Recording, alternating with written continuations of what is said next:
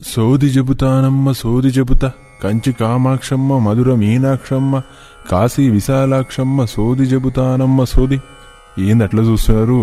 సకల జనుల సమ్మె సల్లగా పడుకుంది కదా, ఇంకేం చేయాలా? అందుకే సోది చెప్తున్నా.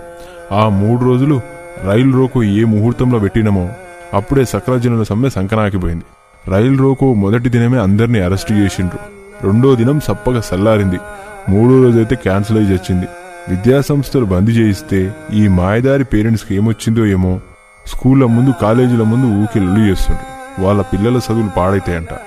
ఒక్కొక్కరు సమ్మె నుండి పక్కకు పోతుంటే కేసీఆర్ ఏం మాట్లాడడం లేదు, సప్పుడు చేయకుండా కూర్చున్నాడు. టీవీలో కూడా కనిపిస్తలేడు.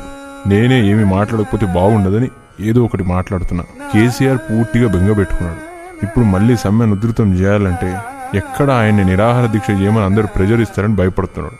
ఆనాడు నిరాహార దీక్ష చేస్తాడంటే మా దేవుడు రోషయ్య ఉన్నాడు. చక్కగా నిజాం ఆసుపత్రికి కేసీఆర్ని జాయిన్ చేసి అన్ని రోగాలు నయం చేసిండు.